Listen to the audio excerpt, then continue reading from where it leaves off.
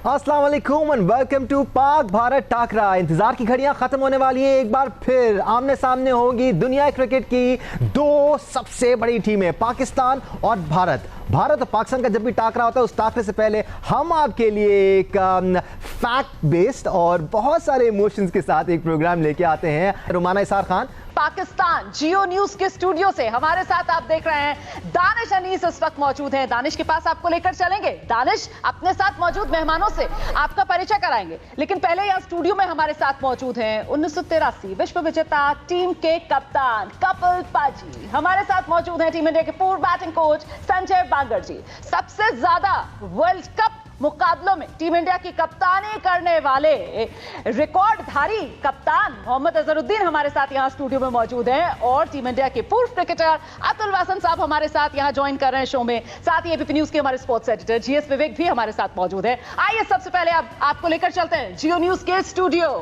दानिश के पास। दानिश, आपके साथ कौन कौन खास मेहमान वहां पर मौजूद हैं?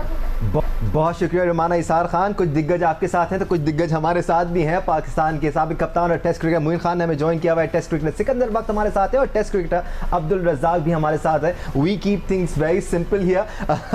बात करेंगे क्रिकेट पर। रुमाना, बड़ा मजेदार मैच होने वाला है। एशियन क्रिकेट अब सिर्फ 2-3 टीमों तक महदूद नहीं रही है, इसमें 5 टीमें सारी की सारी तगड़ी नजर आती हैं। So this is going to be a good tournament overall. बहुत शुक्रिया आपका। तो देखिए, अलग अलग टीम्स जो इस एशिया कप में किस्मत आजमाने के लिए उतरेंगी, लेकिन जाहिर सी बात है अगर फेवरेट्स की बात की जाए तो मैं तो इसी सवाल के साथ शुरुआत करने वाली हूं, और मुझे लगता है मोइन खान साहब से ही शुरुआत करते हैं। फेवरेट कौन, आपको क्या लग रहा है, रेपुटेशन या फिर फॉर्म, किसके साथ आप जाएंगे? मोइन भाई जी, सबसे पहले तो Romana thank you very much. सबको सलाम मेरा, जो भी हमारे डिस्टिंग्विश्ड गेस्ट बैठे हैं, हमारे कोलीग्स बैठे हैं, और नमस्ते तमाम इंडिया को। बिल्कुल मुझे बज़ाहिर ऐसी लगता है क्योंकि मैंने पाकिस्तान के लिए पहली दफ़ा एशिया कप जीता था मेरी कप्तानी में। तो मेरा ख्याल है कि इंडिया पाकिस्तान का हमेशा प्रेशर गेम होता है। प्रेशर गेम में आपको कंसिस्टेंटली फाइट करनी पड़ती है डोमिनेट करने के लिए ओपोनेंट को। तो no matter what, Pakistan India का किसी की भी फॉर्म अच्छी हो, किसी की फॉर्म अच्छी ना हो, बट ये चीज़ मैटर करती है एट दी एंड कि आप कितनी ज़्यादा फाइट करते हो, कितना एग्रेसिव होते हो, कितना कंपोज होते हो, कितना फोकस होते हो आप अपनी एटीट्यूड को लेके कि आप कंसिस्टेंटली फाइट कर सको। और जो टीम कंसिस्टेंटली फाइट करेगी, मैं समझता हूँ इन दोनों नेशंस के अंदर हमेशा से यही हुआ है, क्योंकि बहुत ज़्यादा हाई इंटेंसिटी का गेम होता है। तो प्रेशर जो होता है ना, कोप अप करना, वो आप एग्रेसिव अप्रोच के साथ ही कर सकते हो। At the same time back of your mind थोड़ा इंजॉयमेंट फैक्टर भी होना चाहिए कि आप यानी अपने ओपोनेंट के साथ खेलते हुए मजे भी ले रहे हो। एंजॉयमेंट फैक्टर तो बहुत जरूरी है, क्योंकि फैंस वही रोमांच देखना चाहते हैं। जल्दी सबसे एक क्विक रिएक्शन, आउटराइट फेवरेट इस मुकाबले में लग रहा है आपको? संजय जी, कोई है क्या टीम? संजय जी। मुझे तो लगता है कि भारत की टीम ही फेवरेट है, क्योंकि जो उनका रिकॉर्ड है खासकर 50 ओवर फॉर्मेट में पिछले कुछ सालों से, तो हमेशा वो हावी रही है और बड़े मैचेस अच्छा खेली है। ठीक है, कपिल पाजी। आज से पहले मैं ये कह सकता था कि शायद इंडिया का बहुत भारी जोश है, बेटर टीम है, लेकिन अब हाल ही में पिछले 6 महीने 1 साल में ये कह सकते हैं कि बहुत मुश्किल है जज करना कि आप कहो कि इंडियन टीम बहुत हावी हो सकती है पाकिस्तान के लिए। अब ऐसा सिचुएशन नहीं है। पाकिस्तान नंबर 1 बनी है, उनके पास एबिलिटी है, उनके पास बेहतर प्लेयर आ गए हैं। तो अभी कहना बहुत मुश्किल है कि इंडिया बहुत ताकतवर है। बिल्कुल। रज़ाक भाई, टीम सिलेक्शंस की बात है और जो टीम स्टैंडिंग्स की बात है, फेवरेट्स की बात है। जी रज़ाक, उनके सवाल के जवाब देते फिर मैं भी एक सवाल करना चाहूंगा। पाकिस्तान की team much better than India अभी राइट नाउ। जैसे उन्होंने कहा कि अगर 6 महीने पहले की बात करें तो और चीज़ है, पर अभी जो पाकिस्तान की मूवमेंट, जो परफॉर्मेंस नज़र आ रही है वो बहुत ज़बरदस्त नज़र आ रही है, बॉलिंग, बैटिंग, फील्डिंग में, और कॉन्फिडेंस नज़र आ रहा है। अभी इंडिया की टीम में रिसेंटली नए प्लेयर्स भी आए हैं, पर पाकिस्तान टीम में जितने प्लेयर्स आए हैं वो सारे मैच्योर हैं और उनको सीनियर भी हैं और प्रेशर हैंडल करना जानते हैं। अभी अब देखा जाए, फ़खर की देख लें, फ़खर को देख लें, इमाम को देख लें, बाबर आजम को देख लें, इफ्तिखार को देख लें, तो पाकिस्तान टीम काफ़ी सीनियरिटी के हिसाब से बेटर लग रही है। ठीक है, क्विकली सिकंदर आप भी अपना फेवरेट बता दें।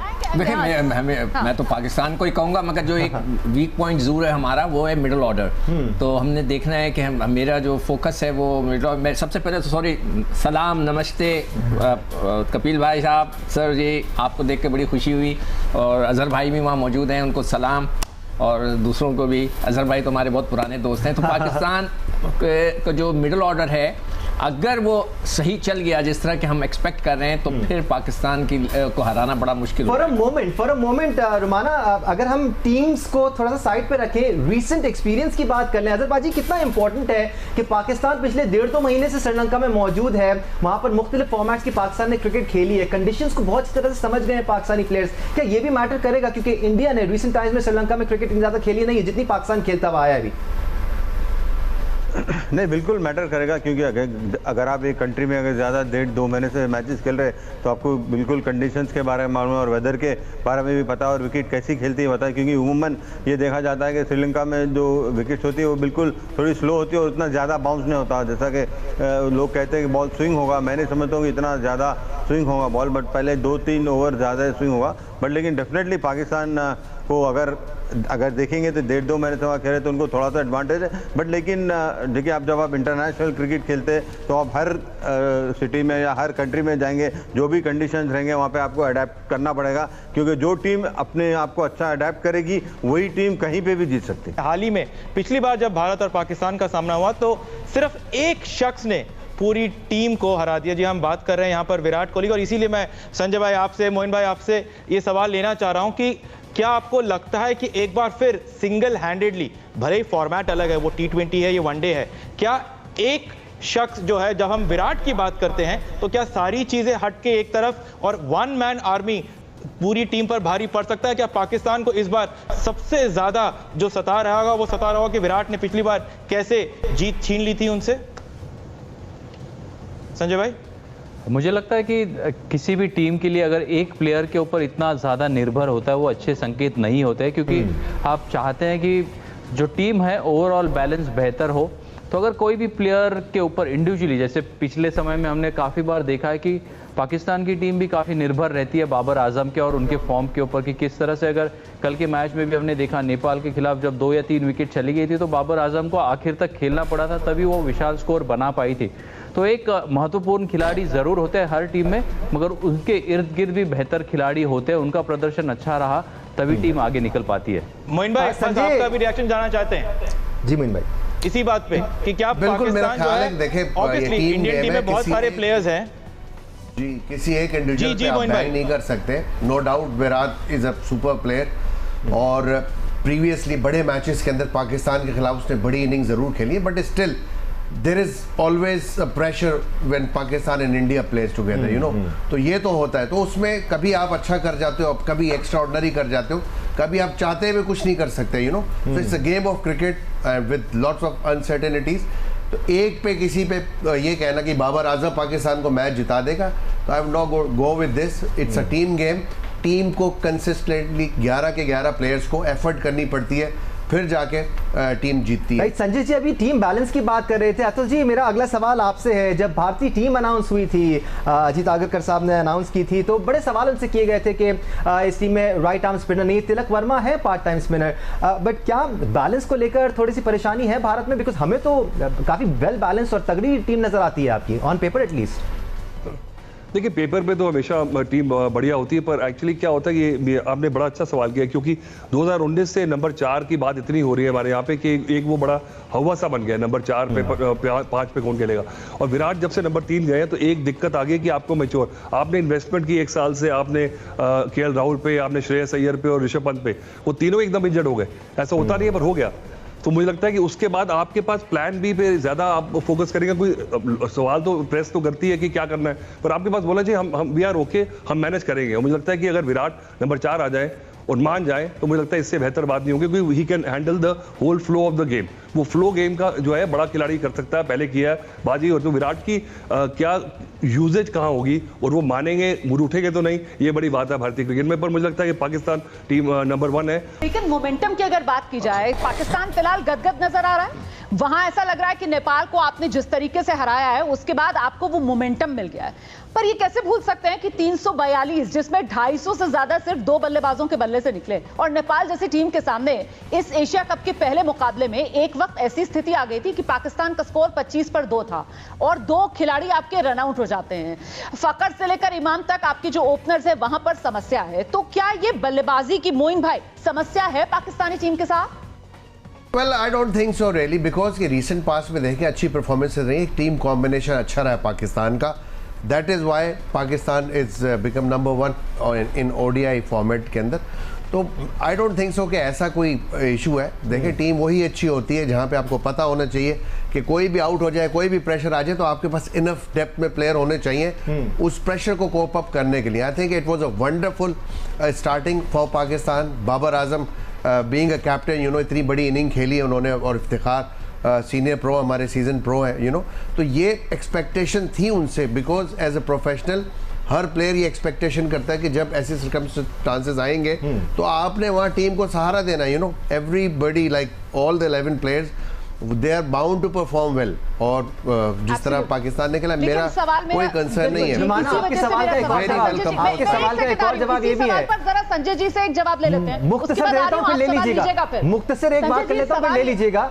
एक बात ये भी है कि पाकिस्तान के 3 बैट्समैन इस वक्त टॉप 10 में आईसीसी रैंकिंग्स के, भारत के 2 हैं, तो बाबर के अलावा इमाम और फखर भी आईसीसी रैंकिंग्स का हिस्सा हैं, उनको आप काउंट आउट नहीं कर सकते। संजय जी, अब देखिए बेहतरीन अंदाज में परफॉर्मेंस किया है, न्यूजीलैंड के खिलाफ अच्छी सीरीज़ खेले, अफगानिस्तान के खिलाफ अच्छी सीरीज़ खेले। हम बिल्कुल ये नहीं कहते कि पाकिस्तान की टीम इतनी बेहतर फॉर्म में है और उनको हराना ज़रूर मुश्किल है, मगर भारतीय टीम की भी ताकत आप देखिए, क्योंकि कुछ नए खिलाड़ी भी आए हैं और कुछ फिटनेस के बाद, जैसे श्रेयस अय्यर को वो नंबर 4 के ऊपर उनका परफॉर्मेंस गजब का रहा था, 18 महीने उन्होंने बढ़िया परफॉर्मेंस किया था, उसके बाद चोट लग गई थी। फिर जसप्रीत बुमराह की वापसी, हम हमेशा बात करते पाकिस्तान की गेंदबाजी की, मगर भारत की गेंदबाजी भी उतनी ही, I think man to man अगर आप देखेंगे, जसप्रीत बुमराह, मोहम्मद शामी, मोहम्मद सिराज और उसके साथ कुलदीप यादव और जडेजा, तो I feel man to man it's a very well balanced team from both sides, and that's where ये क्रैकिंग एनकाउंटर होने वाला है, और जो टीम अच्छा खेलेगी वही मुझे लगता है वो मैच जीत पाएगी। लेकिन संजय भाई, इस मामले में चाहे रेपुटेशन हो या फिर फॉर्म हो, और दोनों ही मामलों में पलड़ा जो है वो टीम इंडिया का भारी नजर आता है 50 ओवर फॉर्मेट में, क्योंकि जितने भी हमने पिछले मतलब 2016 का एशिया कप भारत ने जीता था, 18 का एशिया कप जीता था, फिर 2015 वर्ल्ड कप जो मैच हुआ था, 19 का जो मैच हुआ था, वहाँ पर हमेशा ही वो प्रेशर सिचुएशंस में भारत कुछ बेहतर खेल गई थी और उसी के कारण जीत मिल गई थी। तो ऑब्वियसली 20 ओवर फॉर्मेट में शिकस्त दी है पाकिस्तान टीम ने, मगर 50 ओवर फॉर्मेट में अब तक वो शायद वो स्टेप पार नहीं कर पाए हैं। ठीक है रुमाना, मेरा अगला सवाल कपिल जी से है। कपिल जी, अभी विवेक भी विराट का नाम ले रहे थे, दुनिया विराट या रोहित की तरफ या फिर सूर्य कुमार यादव की तरफ देखती है। आपको लगता है कि जो अगली पीढ़ी है, जो नेक्स्ट लॉट है, जैसे ईशान किशन है या शुभमन गिल हैं, अब इनकी तरफ देखना होगा भारत को, बिकॉज टैलेंट में कहीं कमी नहीं है इन दोनों प्लेयर्स में, और ऐसा लगता है कि ये 2 प्लेयर्स अब लीड करने की पोजीशन में आ गए हैं। जी, कल तो मैच खेल रहे हैं, आने वाले मैचेस तो खेल रहे हैं, अभी तो इसी की चर्चा कर सकते हैं, लेकिन हमारा जो बेंच स्ट्रेंथ है वो काफ़ी बेहतर नज़र आ रहा है। जो लड़के हैं उनमें ये लग रहा है, हुनर लग रहा है। लेकिन अगर मैं थोड़ा सा चेंज करूं थॉट प्रोसेस, मैं कह सकता हूं 80s में पाकिस्तान की टीम बहुत बेहतर थी, हमसे कोई डाउट नहीं है। उसके बाद कम से कम 20 साल तक इंडियन टीम ने डोमिनेट किया, जितना भी खेले। लेकिन पिछले 1 साल से मैं ये कह सकता हूं कि पाकिस्तान टीम बहुत बढ़ चढ़कर निकल के आई है। अब ये नहीं कह सकते कौन जीतेगा, शायद 1 साल पहले हम कह सकते थे इंडियन टीम शायद 60% 70% बेहतर है, लेकिन अब 49-51 है, किसी को भी कह सकते हो। हम चर्चा कर सकते हैं, हम इसके ऊपर डिटेलिंग कर सकते हैं, लेकिन उस दिन कौन सी टीम किस तरह खेलती है वही जीत के आएगी, क्योंकि अब ज्यादा अंतर नहीं रहा। हाँ, मेरे को संजय की बात में एक अच्छी बात लगी है कि ये फॉर्मेट 50 ओवर का है।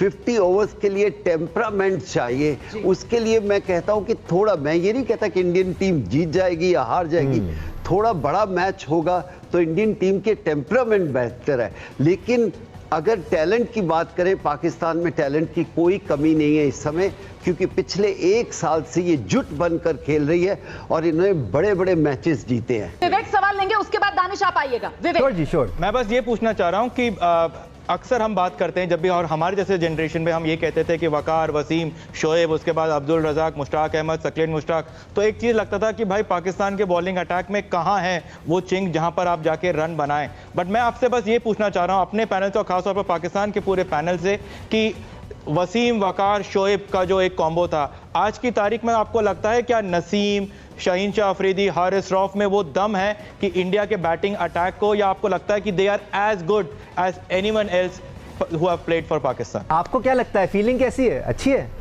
145 से 150 की स्पीड का सोचते हैं तो कैसा लगता है? सर आजकल तेज से कोई नहीं डरता, आजकल जितना तेज आता है उतना अच्छा बल्ले पे आता है। जब भी दुनिया बात कर रही है। जी अब्दुल रज़ाक, अजहर भाई हैं यहाँ पे, संजय भाई हैं, कपिल भाई, अतुल भाई, में कोई नहीं डरता, ग्राउंड में डरता है। बड़ा अच्छा सवाल है आपका। ये देखें वसीम अकरम का शोएब अख्तर की बात है। हाँ, 140 और 50 में कोई ज्यादा आजकल की जितनी क्रिकेट खेली है, लेकिन 150 के ऊपर एकदम चले जाते हो तो शायद फिर एक्स्ट्राऑर्डिनरी टैलेंट चाहिए टू हैंडल दैट। पर 145 लगातार अगर आप करते रहे तो वो कम नहीं है। हाँ, ये समझते हैं कि आज वो डर, ये नहीं कि हिंदुस्तान, पूरी दुनिया में तेज गेंदबाजी का वो डर नहीं है जब तक मूवमेंट नहीं है। अगर जहां पर थोड़ा बहुत मूवमेंट हो जाता है वहां पर डर भी शुरू हो जाता है। एग्जैक्टली यही थोड़ा सा सवाल को ट्वीक करके मैं अब्दुल रज़ाक की तरफ जाता हूं। डर की बात नहीं हो रही अब्दुल रज़ाक, यहाँ इफेक्टिवनेस की बात हो रही है। 145-50 पे अगर आप बॉल करते हैं, साथ साथ अगर आपको मूवमेंट मिल रहा है तो आपको डराना नहीं है, आउट करना है किसी को। डेफिनेटली देखें, सबने क्रिकेट खेली हुई है, जितना तेज बॉलर होता है उतना ही ईजी होता है उसको फेस करना। अगर तेज के साथ स्विंग हो, जैसे वसीम अकरम थे, वकार यूनुस थे, शोएब अख्तर, इनके पास स्विंग भी थी, और शाहीन और नसीम दोनों को स्विंग मिल रहा है श्रीलंकन कंडीशन। डेफिनेटली, क्योंकि शाहीन की बात करते हैं, हारिस की बात करते हैं, नसीम की, ये तीनों सीम बॉलर हैं, क्योंकि इनके साथ पेस भी है। पर वो जो इम्पैक्ट था वसीम अकरम, वकार यूनुस का, शोएब अख्तर का, वो अभी तक कभी क्रिएट नहीं हुआ। ठीक है, परफॉर्मेंस हो रही है, पाकिस्तान मैच भी जीत रही है, पर वो जो इम्पैक्ट था, वो जो डर था जब वसीम अकरम को फेस करना या वकार यूनुस को, शोएब अख्तर को, वो अभी फिलहाल नजर नहीं आ रहा। उम्मीद है कि फ्यूचर में कोई ना कोई ऐसा बॉलर आएगा जो डरा के आउट करने की कोशिश करेगा, पर जो पेस का कोई इम्पैक्ट नहीं पड़ता जब तक आपका स्विंग ना होता। इसी तरह संजय जी, अगर हम सिकंदर भाई से भी जरा इस सवाल का जवाब लेते हैं। सिकंदर भाई प्लीज आइए।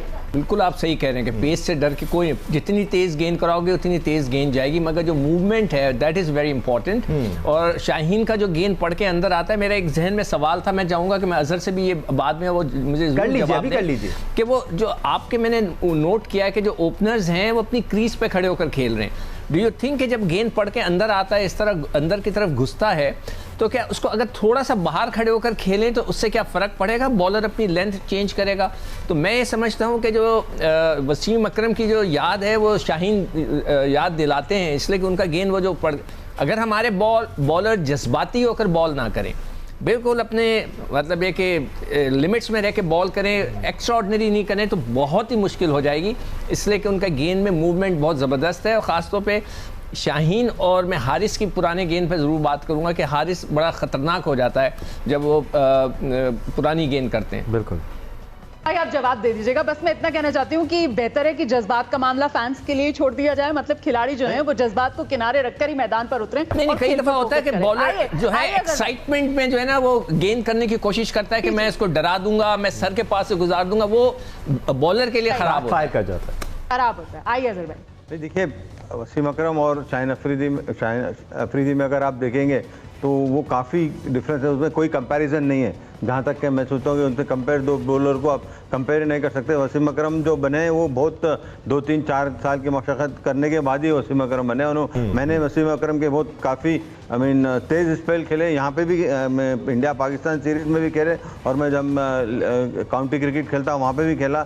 शायद मेरे ख्याल में वो 149-150 के करीब भी एक डाले होंगे ऐसा स्पेल खेला हूँ। बट लेकिन जहाँ तक कि आपने जो फास्ट बॉलर्स को खेलने का सोचा, जो लेफ्ट आर्म जो बॉलर तो ज़्यादा स्विंग करता है, तो बेहतर यही होता है कि अगर आप थोड़ा सा क्रीज के लेग स्टंप के बाहर ठहरें तो उसमें अच्छा था, क्योंकि उमूमन ये देखा जाता है कि जब आप लेग स्टंप पे ठहरते तो जब बॉल अंदर आते तो आप थोड़ा सा फॉल डाउन हो जाते हैं, क्योंकि आगे आप चले जाते हैं, विकेट के ऑफ स्टंप के उधर जाते हैं, इसी वजह से आपको बॉल ब्लाइंड हो जाता है और एलबीडब्ल्यू होता। और जहाँ पे अगर थोड़ा सा अगर स्टांस भी थोड़ा सा अगर ओपन करके अगर खेलेंगे तो आप 2 आंख से देख सकते हैं, क्योंकि ऐसे रहने में बॉल ऐसा नहीं और ऐसे में बहुत अंतर होता है। तो मैं समझता हूँ कि अगर थोड़ा सा बाहर ठहर के खेलें और मेरे ख्याल में 1-2 ओवर में ही बॉल स्विंग होगी, उससे ज्यादा स्विंग नहीं। अतुल भाई, वैसे सिकंदर भाई की बहुत नजर है हमारे ओपनर्स पर कि कहां कैसे टांग जोड़ के मुझे लगता है कि आगे आने में बात सही है, क्रिकेटिंग सेंस है, पर अगर आगे आएंगे तो बॉल आप जल्दी मीट करेंगे और तेज हो जाएगा। तो उसको काउंटर करने के लिए आजकल देखिए वसीम का जमाना और था, वहां पिचिंग इन लाइन और हिटिंग इन लाइन में नॉट आउट दे देते थे अंपायर। आजकल बच नहीं सकते, आजकल आप ऐसे करेंगे तो आपको आउट मिल जाएगा। तो बाहर आने से क्या होगा, शायद वो नलीफाई थोड़ा सा हो जाए। पर अगर आप बात करें कि मैं यहाँ से निकाल दूं वहां से निकाल दूं, और हमेशा पाकिस्तान और इंडिया का मैच में प्लेयर्स की अगर आप वो देखें मेंटल स्टेट, तो वो एक थोड़ा सा इमोशनल हो जाते हैं ना चाहते हुए। शायद हमारे प्लेयर्स थोड़े से ज्यादा अपने तसल्ली है उनको अपने कैरियर्स को लेके, चाहे इतना बड़ा रेलिवेंस इतना प्रेशर अपने बिल्ड ना करें। पाकिस्तान में थोड़ा ज्यादा हुआ है, पाकिस्तान में क्रिकेट में हराने का ज्यादा हुआ क्योंकि उनको लगता है कि हम अब इंडिया से बेटर है, ये एक फीलिंग है। हाँ। शायद इंडियन प्लेयर्स में वो फीलिंग नहीं रहेगी क्रिकेट में हराने से हम बेटर हो जाएंगे सब चीजों में। ये जो बात हुई है ना कि पाकिस्तान को लगता है कि हम उनसे बेटर है, अभी जितना भी शो हुआ है आप ही की तरफ से ये बात आई है कि भारत जीतेगा, भारतीय टीम बेटर है, हमने अभी तक ये नहीं कहा। हमारे एक्सपर्ट ने जरूर कहा पाकिस्तान जीतेगी। पाक भारत टाकरा में इमोशन जरूर पर है। ब्रेक ले लेते हैं, ब्रेक के बाद कुछ फैक्ट्स पे भी बात करेंगे, हमारे साथ रहिएगा। Welcome back. डिस्कशन को मजीद आगे बढ़ाते हैं। पाकिस्तान और भारत का मैच हो तो जितना भी वक्त हो कम पड़ जाता है। मजीद बात करते हैं। इंडिया जीती है, रिकॉर्ड्स आप देखिए, एशिया कप के सबसे ज्यादा खिताब हमारे नाम है। अच्छा, वर्ल्ड कप के अगर मुकाबलों की बात की जाए तो वहां पर तो 7-0 वाला स्कोर है बिल्कुल या नहीं? है। तो आप ऐसा करिएगा मैच के दौरान और मैच के बाद भी हिस्टोरिकल एस्पेक्ट्स पे ही सोचिएगा। अभी जो हो रहा है पिछले 1-2 सालों में उसके बारे में ना सोचिएगा। बट कपिल जी, मैं वापस क्रिकेट की तरफ आना चाहूंगा। हमारी पेस बैटरी की बात हो रही थी। जसप्रीत बुमराह के भारतीय टीम में आने से आपका कॉन्फिडेंस ओवरऑल एलिवेट होता है, बिकॉज बहुत जबरदस्त बॉलर है, बहुत अच्छी बॉलिंग करता है और एक इफेक्टिवनेस उसकी बनी है पिछले 2-3 सालों में। आपका जो पेस का बैलेंस है वो किस तरह शेप अप होगा साथ साथ स्पिनर्स के, बिकॉज बुमराह के साथ सपोर्ट सिस्टम अच्छा होना जरूरी है। बिल्कुल सही कहा आपने, बुमराह का आना बहुत ही इंपॉर्टेंट है इंडियन टीम के लिए, लेकिन इंजरी से बाहर निकल कर आ रहे हैं। थोड़ा बहुत मैं व्यक्तिगत खुद परेशान हूं और वरिड हूं कि अगर उनका ये एशिया कप निकल गया, चाहे जीते या ना जीते उसके ऊपर नहीं, अगर एशिया कप निकल गया और वो पूरे मैचेस खेलते हैं और पूरे 10-10 ओवर करते हैं तो मुझे बड़ी सुकून मिलेगी, क्योंकि उनके पास वो एबिलिटी है, विकेट टेकिंग एबिलिटी है, उनके पास तेज़ी है, उनके पास यॉर्कर है, बाउंसर है, स्लोअर वन है। तो मैं ये कहूँगा बहुत यूनिक गेंदबाज है।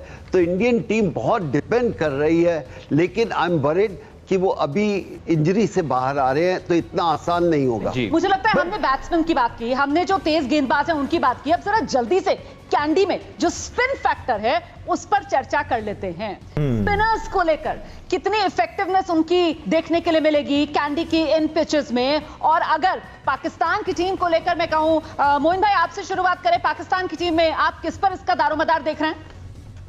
Well, as an spinner of course जो हमारे टॉप स्पिनर है इसमें मैं तो शादाब को ही रेट करूंगा।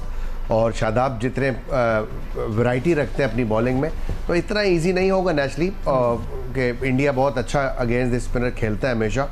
लेकिन ये है कि ये चूँकि एक प्रेशर वाला मैच होता है, आपको डोमिनेट करना होता है अपने ओपोनेंट को, तो उसमें आप एज अ बॉलर भी चांस दे रहे होते हो अगले बैट्समैन को, और बैट्समैन वो भी बॉलर को चांस दे रहा होता है कि उसको आउट किया जाए। इसी तरह आपको याद होगा एक दफ़ा नवाज ने बड़ी ज़बरदस्त बॉलिंग की थी, राहुल को भी आउट किया था, विराट को भी उन्होंने आउट किया था, और बहुत ही अच्छा दिन था उस दिन उस स्पिनर का। तो ये एक दिन के ऊपर भी डिपेंड करता है, और जो प्लानिंग होती है ये भी बहुत ज़्यादा डिपेंड करती है प्लेयर के ऊपर कि वो अपने आप को अप्रोच किस तरह करता है उस मैच के अंदर। Either he is ready to take the challenge और नॉट। अगर आप चैलेंज लेने के लिए तैयार हो देन आप डोमिनेट कर सकते हो, चाहे आप बैटिंग कर रहे हो या बॉलिंग कर रहे हो। बट कंपैरेटिवली पाकिस्तान का स्पिन डिपार्टमेंट मुझे बेहतर लगता है। या फिर वो कितने निर्णायक हो सकते हैं इस मुकाबले? आई थिंक एक चीज़ क्रिकेट में हमें ध्यान रखनी चाहिए, या स्पिनर हो या तेज़ गेंदबाज हो, पिच के ऊपर डिपेंड करता है। और अगर पिच में थोड़ा बहुत टर्न है तो दोनों टीम के पास स्पिनर ऐसे हैं कि वो दूसरी टीम को डरा सकते हैं। और पिच पाटा है और अच्छी है, फिर जितना मर्जी अच्छा स्पिन गेंदबाज हो तो उसमें डर रहता है, स्पिनर को डर रहता है कि मैं बच के निकल जाऊंगा कि नहीं। कभी कभी आउट करने का नहीं सोचते, वो सिर्फ अपने ओवर निकालने का, उसी में थोड़ा टर्न दे दे, जहां पर बॉल रुक के आती है तो स्पिनर सोचता है कि ये तो मेरा दिन है, मैं किसी को भी आउट कर लूंगा। रज़ाक भाई, कंवल पाजी ने बड़ा अच्छा जवाब दिया है। मेरा भी यही पॉइंट ऑफ व्यू है कि पिच पे बहुत डिपेंड करता है, पर अभी जितनी क्रिकेट हो रही है स्पिनर्स को इतनी कोई मदद नहीं मिल रही। यहाँ से ब्रेक होना शुरू हो जाए या ज़्यादा कोई टर्न हो, तो अब देखा जाए तो जो जिसमें क्वालिटी है, जैसे राशिद खान है उसमें क्वालिटी है, उसमें पोटेंशियल इतना है कि वो जैसे भी पिच हो उसमें उसकी गूगल इफेक्ट करती है, उसका फ्लिपर इफेक्ट करता है। तो ये क्वालिटी आ गई है क्रिकेट में। अगर वहाँ पे पिच थोड़ी सी स्लो हो, जिसमें टर्न हो, तो वहाँ पे डेफिनेटली डोमिनेट करते हैं स्पिनर।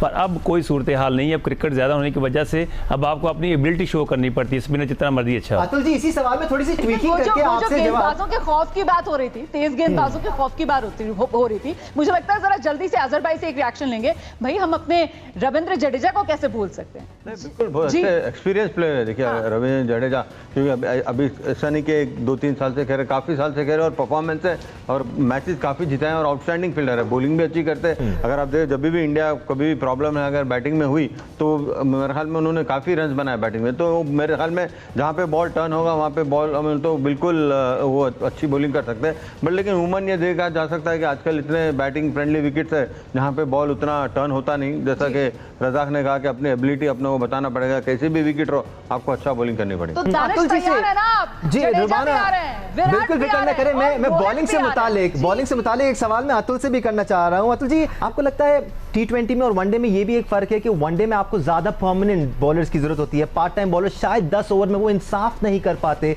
जिसकी रिक्वायरमेंट होती है वनडे में। सो भारत को 5 पक्के बॉलर, 3 पेसर या 2 स्पिनर या 4 पेसर 1 स्पिनर खिलाना पड़ेंगे, फिर पार्ट टाइम की तरफ देखें आप। बिल्कुल सही कह रहे हैं। मुझे लगता है कि मैं भी वही ओल्ड स्कूल से हूँ कि जहाँ पे आपको स्पिनर चाहिए, विकेट टेकर, बिकॉज संजय भी मानेंगे मुझे लगता है। पर अगर विराट एक पुराने कैप्टन है, इतना एक्सपीरियंस है, तो लीडरशिप ग्रुप में उनकी भी से होनी चाहिए। तो वो सिर्फ साइड में बैठ के सिर्फ देख रहे हैं कि अगर आपकी शिफ्ट हो गया है आपकी पॉलिसी में, तो चलिए मैं तो खेल ही रहा हूँ, आप जो मर्जी करिए। मुझे लगता है ये थोड़ी सी अजीब सी बात है। संजय से पूछ सकते हैं आप कि ऐसा क्यों हो रहा है। अगर विराट को लगता है कि अटैकिंग है तो कुछ उनकी चलनी चाहिए, क्योंकि आप देखिए अब आजकल में स्लॉग ओवर जो है वो 30 से 40 तक हो गए, क्योंकि पहले 15 के बाद आप लास्ट 10 ओवर में आपका एक फील्डर बाहर चले जाता है। तो आपको चाहिए कि अगर आपके 30 ओवर से पहले आपके सेट बल्लेबाज बैटिंग ना कर रहे हो, आपको अगर चाहिए तो विकेट टेकर चाहिए। और वो एक्स्ट्रा पेस की बात कर रहे हैं, पहले तो जमाना और था, थोड़ी बहादुर टेढ़ी हो जाती थी, थोड़ी बॉल सीधी हो जाती थी। मोइन को पता ही है मैं क्या बात कर रहा हूँ, तो बॉल रिवर्स होना शुरू हो जाता है। आजकल वो मैच रेफरी रिवर्स नहीं करने देते हैं, आजकल वो चलाकियां नहीं कर सकते हो आप। तो इसलिए पाकिस्तान को नुकसान है। पर एक्स्ट्रा पेस से आपके जो बीच के ओवर्स हैं वहां पे अगर आपके पास पेस था तो आपका विकेट टेकर एक बॉलर है, वो आपके काम आ सकता है। अगर सिर्फ पार्ट टाइम गेंदबाज है 10 ओवर निकाल रहे हैं, तब तो आप 350 100% खाओगे। तो आपको विकेट टेकर चाहिए जो 15 से लेके 30 ओवर के बीच में विकेट निकाले और ये इंश्योर करे कि 30 से लेके 40 तक आपके सेट प्लेयर हो। ये थोड़ी टेक्निकल बात है, तो इसके बारे में ये जो आपने हल्के से कह दिया ना कि पाकिस्तान को नुकसान है, सुन लिया होगा उन्होंने, वहां पर जवाब देने के चक्कर में होंगे। आ जाइए सिकंदर भाई, जवाब देना चाह रहे हो? हम तो इमोशनल एस्पेक्ट को साइड पे रखकर फैक्चुअल गुफ्तगू करने की कोशिश कर रहे हैं आज। But Sikandar, if you want to reply to that. समझा नहीं था वो क्या सवाल क्या था, आवाज थोड़ी सी कम है। हां क्या ठीक है, आज ना हम समझा दीजिए ना, इधर उधर की बातें आज हम समझ ही नहीं रहे हैं। हम चाह रहे हैं कि बस मैं तारीफ कर रहा हूं पाकिस्तान की, मैं तारीफ कर रहा हूं कि उनके पास जो बीच वाले गेंदबाज हैं, वो पेसर हैं जो विकेट निकाल सकते हैं। और उनके आज चलिए सीधी बाजू से भी उनके पास स्पिनर है, पर प्रॉब्लम क्या है कि बॉल आजकल छेड़ने देते नहीं है, तो रिवर्स स्विंग ना होने से वो थोड़ा नलीफाई हो जाता है। ये मेरा पॉइंट था। मोइन का जवाब देंगे। देखिए अभी भी रिवर्स स्विंग हो रहा है, आप उसकी फिक्र ना करें, तरीके बहुत हैं। मतलब वो तरीके पहले तो आप लोगों को पता चल गए थे ना, अब कोई और भी तरीके हैं, तो हमने वो छुपा के रखे हैं। वो एक दफा आपको सरप्राइज देंगे। निकाल लिया आपने एग्री कर लिया कि आप तरीके अभी भी इस्तेमाल कर रहे हैं। तरीका तो करना पड़ता है। साल तरीके इस्तेमाल किए। देखिए बात दरअसल ये है कि जब कहते हैं कि घी तो लीगल तरीकों की बात हो रही है, और लीगल तरीकों की बात नहीं हो रही है। नहीं देखे जब कहते हैं कि घी अगर सीधी उंगली से नहीं तो टेढ़ी से करना पड़ता है। देखिए जो पहले लीगल था अब इलीगल हो चुका है, तो आप उसको इलीगल होने की वेट कर रहे हैं। कुछ तरीके हमें, हम जासूस छोड़ेंगे आप पे। और ये भाई तो उंगली टेढ़ी होने वाला दे रहे थे एग्जांपल। देखिए वो तो कहावत बता रहे थे कि सीधी उंगली से घी ना निकले तो टेढ़ी कर लो उंगली। हाँ देखिए कहते ये है, देखिए जिंदगी जो है ना वो कील की तरह है, जो टेढ़ा होता है उसको अलग करते हैं, जो सीधा होता है उसको ठोक देते हैं। तो हम सीधे नहीं रहना चाहते, तभी तो मुझे शो में बुलाते हैं क्योंकि मैं टेढ़ा। डिस्कशन अभी खत्म नहीं हुआ है, जारी रहेगा, हमारे साथ रहिए। Welcome back once again to Pak Bharat टाकरा। अब शो के बिल्कुल आखिरी पड़ाव पर हम पहुंच चुके हैं और सभी खास मेहमानों से सवाल मेरा एक ही है, इस सुपर हिट मुकाबले में वो सुपर हिट खिलाड़ी या फिर गेम चेंजर जो बाजी पलट सकता है, एक एक खिलाड़ी दोनों टीमों का, कहां से शुरुआत की जाए? सिकंदर भाई आप शुरुआत करेंगे। नाम दो। देखिए हम लोग बहुत ज्यादा डिपेंड करें बाबर पे, और बाबर अगर रन्स करेगा और लेके चलेगा, इनिंग बनाएगा, या फखर, ये दो लड़के हमारे ऐसे हैं जिनसे मैं डिपेंड कर रहा हूं कि वो इट्स वेरी इंपॉर्टेंट कि हम एक लंबा स्कोर लगाएं। अगर बड़ा स्कोर नहीं लगाएंगे तो जरा मुश्किल हो जाएगा। इंडिया जी मुझे शादाब खान लगता है एज एन ऑलराउंडर। इंडिया का भी बता दें साथ साथ। नहीं रूल मत तोड़िए। सवाल में रूल ये है, एक पाकिस्तानी खिलाड़ी एक हिंदुस्तानी खिलाड़ी। आप दो पाकिस्तानी खिलाड़ियों के नाम लेकर थोड़ी निकल जाएंगे। एक तरह से बाबर भी, और अगर बुमराह अगर आपका फिट है तो मुझे वो बहुत पसंद है, तो अगर वो फिट है तो वो काफी कुछ परेशान करेगा। और शानदार लय में कपिल पाजी, दो खिलाड़ियों के नाम। देखिए उनके कप्तान के ऊपर बहुत डिपेंड करता है, मुझे ऐसा लगता है, क्योंकि उन्होंने बाबर आजम ने टीम को खड़ा किया है और अगर उनकी परफॉर्मेंस बेहतर रही तो पूरी टीम चलती है। और यहाँ पर बिल्कुल मैं सिकंदर बख्त के साथ रहूँगा कि मेरे लिए बुमराह बहुत इम्पॉर्टेंट है, क्योंकि इंजरी से बाहर आ रहे हैं। अगर उनका इम्पैक्ट रहता है, क्योंकि यही एक गेंदबाज है आपको रन थ्रू कर सकता है किसी ओपोनेंट को, तो मेरे लिए बुमराह बहुत इंपॉर्टेंट है। रज़ाक भाई आपके दो खिलाड़ी। डेफिनेटली देखिए, अगर बाबर आजम की बात कर रहे हैं तो बाबर आजम ने जो नंबर 1 टीम बनाई है तो उसमें एक फैक्ट है कि हमारा जो क्रिकेट बोर्ड है वो स्टेबल नहीं है। आप भी वहाँ पे इस तरह करें, कीप चेंजिंग, चीफ चेंज करते रहें, चीफ सेटर चेंज करते रहे, तो पाकिस्तान आपकी टीम ही नंबर 1 हो जाएगी। तो ये कि बांग्लादेश तो ये कि बाबर आजम का ये कि वही प्लेयर अच्छा लग रहा है पाकिस्तान टीम। और इंडिया क्या? इंडिया के देखें नाराज जाएंगे वो फौरन बता दिया करें, इंडिया का पहले बताया करें भाई। नहीं, अभी इन्होंने बात की है 1 मैन आर्मी वाली, वो तो चलो खत्म हो गई है। देखें विराट कोहली का अपना एक पोटेंशियल है, रोहित शर्मा का अपना पोटेंशियल है। मेन है कि ऑन द डे जो परफॉर्म करेगा, प्रेशर हैंडल करेगा, तो वो डेफिनेटली विराट कोहली के पास ज़्यादा अपॉर्चुनिटी है।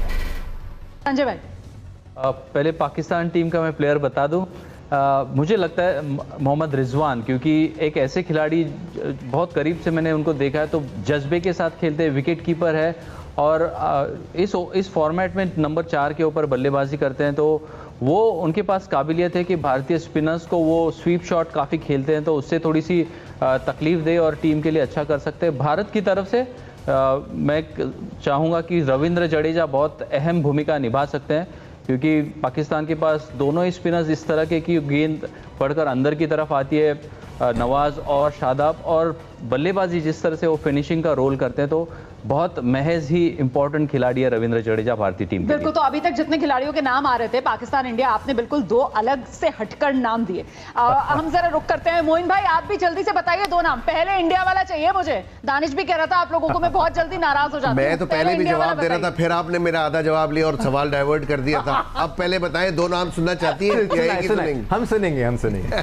यस मुझे as an allrounder Hardik Pandya India का बहुत पसंद है, बहुत जज्बे से खेलता है, एंड जब भी वो खेलता है उसका एटीट्यूड नजर आता है कि बहुत इन है गेम के अंदर, एग्रेसिव अप्रोच है, वो मुझे पसंद है। तो मैं समझता हूँ कि शायद वो अच्छा परफॉर्म कर सकता है इस मैच में। और पाकिस्तान का मुझे इन कंडीशंस के अंदर शादाब खान पसंद है। क्या बात है। अजहर भाई?